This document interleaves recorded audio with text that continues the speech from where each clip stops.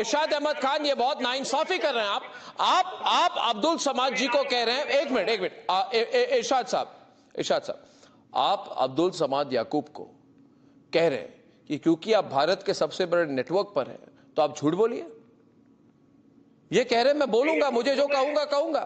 میں نے ان سے سوال کیا. کیا سوال کیا آپ نے؟ کیا سوال کیا؟ Okay, ask the question.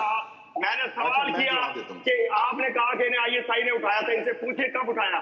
اگر آئی ایس آئی اٹھاتی ہے ٹی وی پہ نہ بیٹھے ہوتے آپ کسی جگہ ہوتے, ایسی جگہ ہوتے جیسے ہمارے ادارے انوسینٹ اور شریف لوگوں کو نہیں اٹھاتے. لیکن آپ اگر اسی طرح کرتے رہیں گے, آپ کی حرکتیں یہی رہیں گی.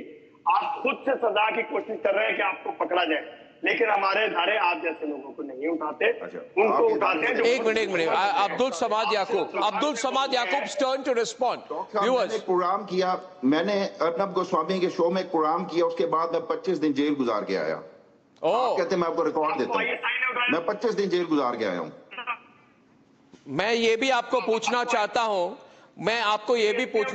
عبدل سماد یعقوب جی, کہ میرے پروگرام میں آنے کے بعد آپ کو 25 دن جیل میں رکھ دیا گیا کیونکہ آپ میرے پروگرام پہ آئے. آپ اس کے بارے میں کھل کر بتا دیجئے. آج میں آپ کو یاد ہوگا کہ ایک پروگرام میں جو اجمل قصاب کے حوالے سے میں نے ایڈمیشن کیا تھا, اور آپ نے بریکنگ نیوز چلائی تھی اجمل قصاب کے حوالے سے, جب میں نے ایڈمٹ کیا تھا تو اس کے کچھ دن بعد, 2-4 دن بعد میں 25 دن کے لیے جیل سے ہو کے آیا تھا.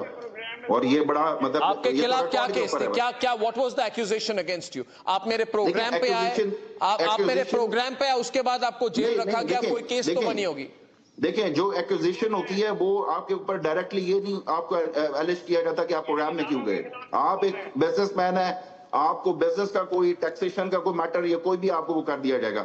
اگر عمران خان 200 کیسز گزار رہا ہے تو وہ کس لیے گزار رہا ہے کہ اس نے اسٹیبلشمنٹ. کیا انہوں نے آپ کو کہا کہ آپ نے ایسا کہا تھا, کسی نے انفارملی آپ کو کہا کہ آپ نے ریپبلک نیٹ ورک پر آ کے ایسی بات کہی تھی, کوئی ایسی بات ہوئی آپ کے ساتھ؟ دیکھیں, مجھے اس حوالے سے تو مجھے بہت بار جو ہے وہ کنوے کیا جاتا ہے, بہت بار.